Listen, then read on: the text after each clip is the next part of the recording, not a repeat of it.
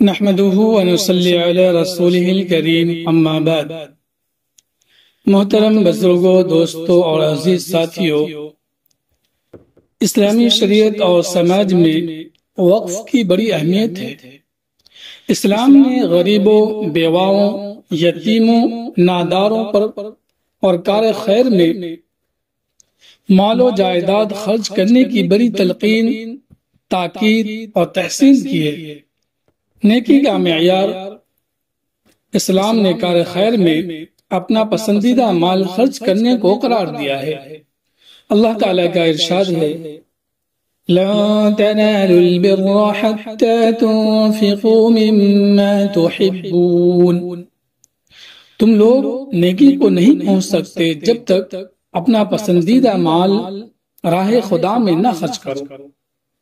نیک لوگوں کی پہچان قرآن میں یہ بتائی گئی ہے کہ وہ یتیموں اور ناداروں پر اپنا مال خرچ کرتے ہیں۔ ارشاد ہے، وَآتَ الْمَالَ عَلَى حُبِّهِ ذَوِي الْقُرْبَى وَالْيَتَامَى وَالْمَسَاكِينِ وَابْنَ السَّبِيلِ وَالسَّائِلِينَ وَفِي الرِّقَابِ۔ وہ لوگ اپنا پسندیدہ مال رشتہ داروں، یتیموں، مسکینوں، مسافروں، سائلوں اور غلاموں کی آزادی کے لیے دیتے ہیں۔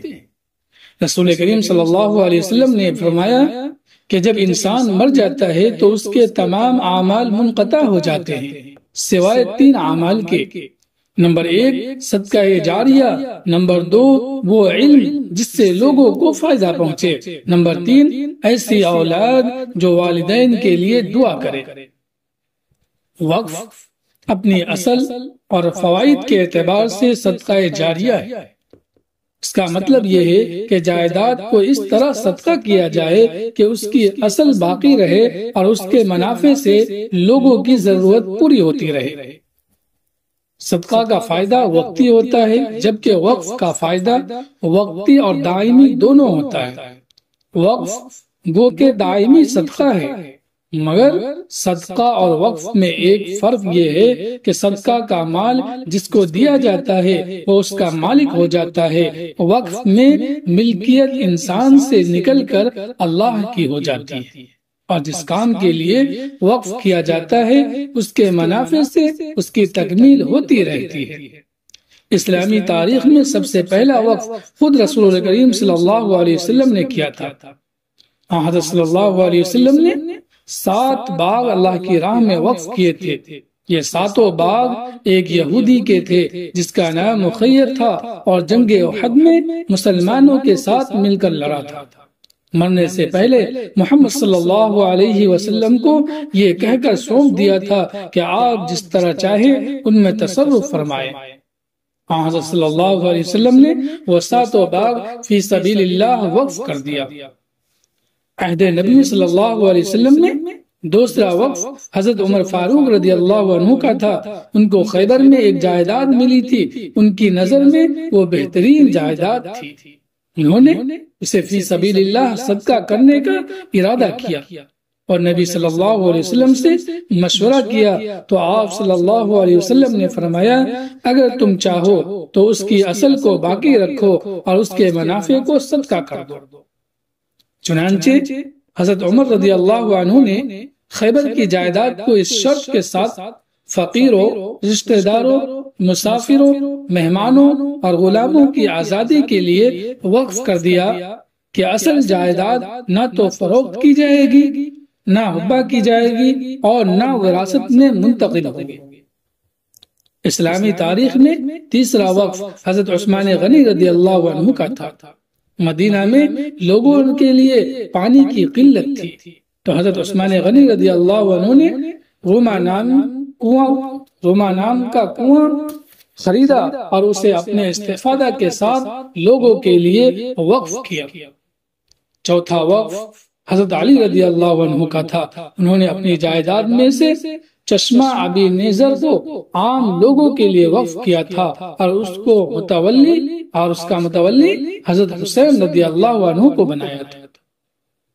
پانچواں وقف حضرت ابو بکر رضی اللہ عنہ کا تھا۔ انہوں نے مکہ میں اپنا گھر وقف علی الاولاد کیا تھا۔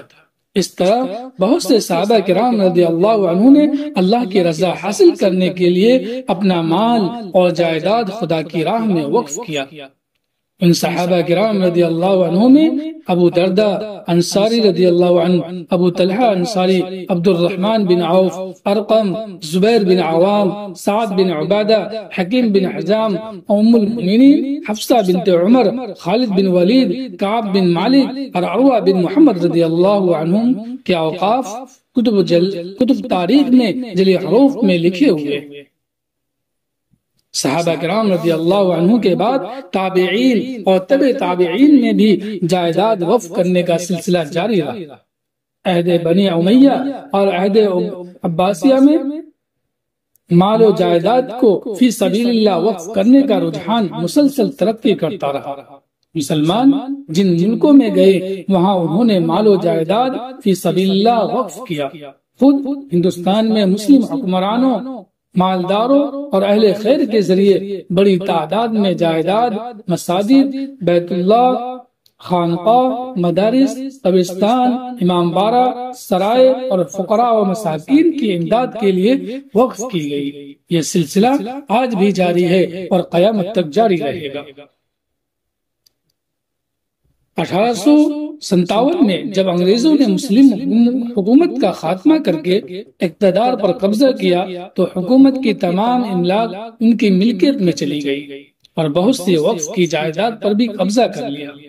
مسلمانوں کے احتجاج کرنے پر انہوں نے باقی وقف کی جائیداد پر مسلمانوں کا استحقاق تسلیم کیا اور 1863 میں ایکٹ دفعہ 20 کے تحت وقف جائیداد کی تولیت مسلمانوں کے حوالہ کی۔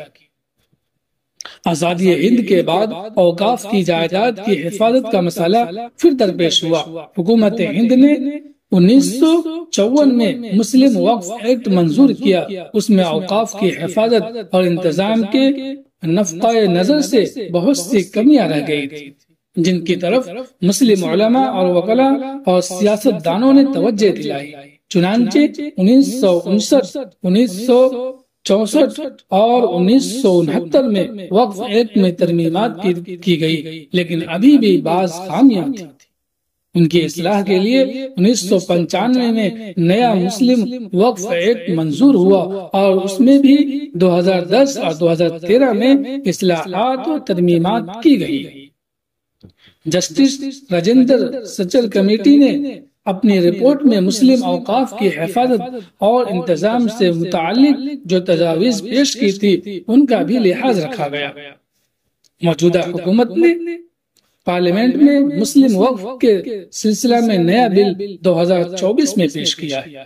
اس بل میں جو ترمیمات تجویز کی گئی ہے ان سے مسلمانوں کو اختلاف بھی ہے اور وہ اس سے دل گرفتہ بھی ہیں۔ حکومت نے اسے مشترکہ پارلیمانی کمیٹی کے حوالے کر دیا ہے جو پارلیمنٹ کے سرمائی اجلاس سے پہلے اپنی سفارشات پیش کر دی گئی۔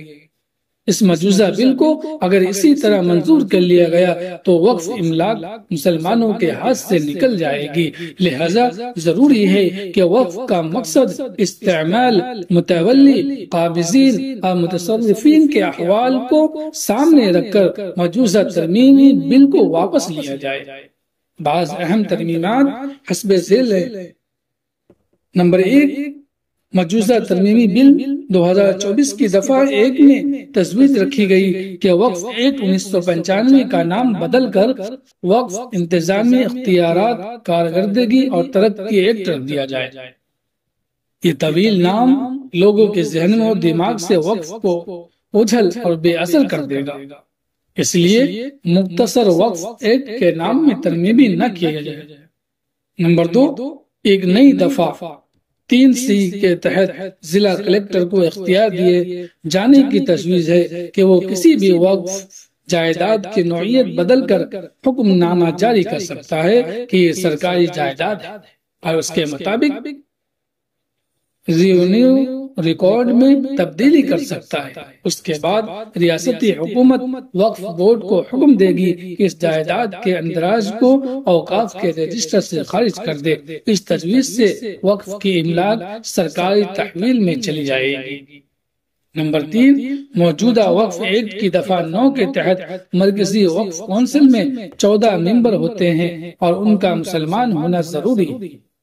2024 کے مجوزہ بل میں مسلمان کی شرط ہٹا دی گئی ہے اور ممبروں کی تعداد 14 کے بجائے 23 کر دی گئی ہے۔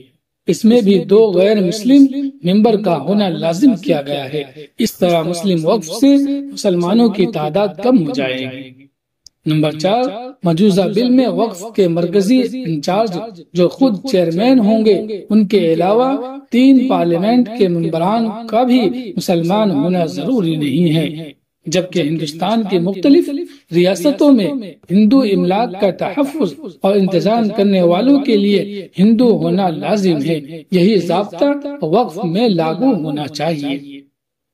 نمبر 5، موجودہ ایکٹ کی دفعہ 14 کے تحت صوبائی وقف بورڈ میں 7 سے 11 تک ممبران ہوتے ہیں اور ان سب کا مسلمان ہونا ضروری ہے، لیکن مجوزہ بل 2024 میں مسلمان ہونے کی شرط ختم کر دی گئی۔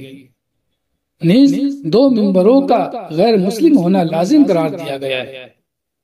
نمبر 6، موجودہ ایکٹ کے تحت ممبروں کا تقرر الیکشن کے ذریعے ہوتا ہے، لیکن مجوزہ بل میں ممبروں کا تقرر الیکشن کے بجائے صوبائی حکومت کی نامزدگی کے ذریعے ہوگا۔ نامزدگی کی تجویز غیر جمہوری ہے اور مفاد عامہ کے خلاف ہے۔ نمبر 7، موجودہ ایکٹ کی دفعہ 23 کے تحت صوبائی وقف بورڈ کا ایک چیئر ایگزیکٹیو آفیسر ہوتا ہے جس کا مسلمان ہونا لازم ہے۔ وہ ریاستی حکومت کے ڈپٹی سیکریٹری سے کم مرتبہ کا نہیں ہوتا۔ یہاں بھی مسلم کی شرط ہٹا دی گئی ہے اور ڈپٹی سیکریٹری کی جگہ کہا گیا ہے کہ چیف سیکریٹری کے عہدہ سے کم نہیں ہوگا۔ ظاہر ہے اس عہدہ کے مسلمان آفیسر کم یاب ہوں گے۔ نمبر 8، موجودہ ایکٹ کی دفعہ 32 میں ایک ذیلی دفعہ یہ تجویز کی گئی ہے کہ اگر کوئی وقف نئے قانون کی منظوری کے 6 ماہ بعد تک از سر نو رجسٹر نہیں کرایا جائے گا تو اس وقف کے حق نفاذ کے لیے کوئی مقدمہ اور قانونی کارروائی نہیں کی جا سکے گی۔ اس تجویز سے وقف املاک برباد ہو گئی۔ نمبر 9، نئے مجوزہ بل میں وقف کرنے والے شخص کا کم از کم 5 سال قبل سے مسلمان ہونا لازم کیا گیا ہے۔ یہ تجویز وقف ہی کے خلاف نہیں ہے بلکہ اخلاقیات اور دستور ہند کے بھی منافع ہے۔ مسلمان ہونے کے لیے قدید و جدید کی شرط بے معنی ہے۔ نمبر 10، وقف ترمیمی ایکٹ 2014 میں یہ تجویز ہے کہ وقف سروے کمشنر ایڈیشنل اور اسٹینڈ سروے کمشنروں کے عہدے ختم کر کے جن اوقاف کا سروے مطلوب ہے ان کا دائرہ اختیار ضلع کلکٹر کو دے دیا جائے اور کلکٹر سروے کو ریاست کے قوانین محصولات کے مطابق انجام دے۔ وقف سروے کی معیار کو ختم کرنے کی بھی تجویز ہے۔ یہ تجویز وقف کی حفاظت کے لیے نقصان دہ ہے۔ نمبر 11، موجودہ وقف ایکٹ کی دفعہ 433 کے تحت وقف کے تنازعات کا تصفیہ کرنے کے لیے ٹریبونل بنایا گیا ہے اور اس کے فیصلہ کو حتمی قرار دیا گیا ہے، مگر موجودہ ترمیمی بل 2024 میں اسے ختم کرنے کی تجویز ہے۔ اس سے وقف کی جائیداد کا تحفظ مشکل ہو جائے گا اور ناجائز قبضہ باقی رہے گا۔ نمبر 12، موجودہ ایکٹ کی دفعہ 61A کے تحت وقف بورڈ کے فیصلے کی تکمیل نہ کرنے پر متولی پر جرمانہ عائد کیا گیا ہے۔ موجودہ بل میں اسے بھی ختم کرنے کی تجویز ہے۔ اس سے احتسابی نظام ختم ہوگا۔ نمبر 13، موجودہ ایکٹ کی دفعہ 104 کے تحت جو شخص مسلمان نہیں ہے وہ بھی مسلم وقف میں حصہ لے سکتا ہے، مگر موجودہ ترمیمی بل 2024 میں اس کو بھی ختم کرنے کی تجویز ہے۔ نمبر 14، موجودہ وقف ایکٹ کی دفعہ 107 کے تحت اوقاف کی جائیداد کو لمیٹیشنل ایکٹ سے مستثنی رکھا گیا تھا تاکہ وقف کی جائیداد پر قدیم و جدید سارے قبضے ختم کرائے جا سکے۔ موجودہ ترمیم بل میں اسے بھی حذف کرنے کی تجویز ہے۔ نمبر 15 موجودہ ایکٹ کی دفعہ 108 کے تحت اور رائڈنگ ایفیکٹ ہے، یعنی اگر دوسرے قوانین سے وقف قانون کا تعارف ہو تو وقف قانون لاگو ہوگا۔ ترمیمی بل 2024 میں اسے بھی ختم کرنے کی تجویز ہے۔ مذکورہ تجاویز وقف کے مقصد اور تحفظ کے خلاف ہے۔ مشترکہ پارلیمانی کمیٹی کو اور حکومت کو سنجیدگی اور غیر جانبداری سے اس پر غور کرنا چاہیے۔ وقف کی جائیداد پر ناجائز قبضہ ختم کرنے کے قانون کو مؤثر بنایا جائے، بدعنوانی کے خلاف قانون بنایا جائے، نہ کہ وقف کی املاک کو مسلمانوں کی تولیت سے الگ کر دیا جائے۔ وقف ترمیمی بل 2024 پارلیمنٹ میں پیش کیا گیا، مگر پارلیمنٹ میں یہ منظور نہیں ہو سکا۔ اسے جوائنٹ پارلیمانی کمیٹی کے حوالے کر دیا گیا اور جوائنٹ پارلیمانی کمیٹی نے عوام، ماہرین، اداروں اور NGOs سے رائے طلب کی ہے اور اس کے لیے صرف 15 دن کا وقت مقرر کیا ہے، جس میں سے 7 دن گزر چکے ہیں۔ اگلے جمعہ تک کا وقت ہے۔ آل انڈیا مسلم پرسنل لا بورڈ نے دیگر دینی ملی جماعتوں اور تنظیموں کے اشتراک سے جوائنٹ کمیٹی کو بڑے پیمانے پر رائے بھیجنے کا ایک نظام بنایا ہے۔ بورڈ کی جانب سے QR کوڈ جاری کیا گیا ہے، جس کے ذریعے آسانی سے جوائنٹ پارلیمانی کمیٹی کو ای میل کیا جا سکتا ہے۔ اس سلسلے میں سوشل میڈیا ڈسٹرکٹ آل انڈیا مسلم پرسنل لا بورڈ کی جانب سے بڑے پیمانے پر QR کوڈ کو عام بھی کیا جا چکا ہے اور مساجد میں اسے چسپاں بھی کیا گیا ہے۔ جوائنٹ پارلیمانی کمیٹی کو ہم سب کو ضرور جواب دینا چاہیے اور اوقاف کے تحفظ کے لیے آگے آنا چاہیے۔ اب تک الحمدللہ کئی لاکھ ای میل کیے جا چکے ہیں اور آج جمعہ کے دن بطور خاص کثرت سے ای میل کیے جانے ہیں۔ تمام مسلیان کرام اور برادران اسلام سے گزارش ہے کہ بورڈ کے QR کوڈ کو استعمال کرتے ہوئے آج ضرور ای میل کرے۔ ہمیشہ یاد رکھیے کہ جمہوریت میں اٹھے ہاتھوں کی قیمت ہوتی ہے، گرے ہوئے ہاتھوں کی قیمت نہیں ہوتی۔ ہمیں پوری قوت اور مضبوطی کے ساتھ جوائنٹ پارلیمانی کمیٹی کو جواب بھیجنا چاہیے اور حکومت کو صاف یہ بتا دینا چاہیے کہ ہمیں یہ وقف ترمیمی بل کسی بھی قیمت پر منظور نہیں ہے۔ ہم اسے پورے طریقے پر مسترد کرتے ہیں اور اس بات کا اعلان کرتے ہیں کہ ہم ایسے ظالمانہ قانون کو قبول نہیں کریں گے۔ ہمارا یہ مطالبہ ہے کہ حکومت اسے واپس لے اور وقف ایکٹ میں کوئی ایسی ترمیم نہ کرے جس سے وقف ایکٹ کمزور ہو جائے اور اوقاف کا تحفظ غیر یقینی بن جائے۔ نوجوانوں سے گزارش کی جاتی ہے کہ وہ بورڈ کی جانب سے جاری کیا گیا QR کوڈ سوشل میڈیا پر زیادہ سے زیادہ عام کرے اور تمام اہل ایمان خود بھی اور اپنے اہل خانہ سے بھی ضرور ای میل کرائیں۔ ہو سکتا ہے کہ آنے والے دنوں میں بورڈ کی جانب سے اس سلسلے میں کوئی تحریک بھی چلائی جائے۔ اس وقت بھی آپ کو اپنی دینی اور ملی جماعتوں کی آواز پر لبیک کہنا ہوگا اور مضبوطی کے ساتھ میدان میں کھڑا ہونا ہوگا۔ اللہ تعالیٰ ان مشکل حالات میں ہم سب کا حامی و ناصر ہو اور ملک و ملت کی حفاظت کا فیصلہ فرمائے۔ آمین۔ وآخر دعوانا ان الحمدللہ۔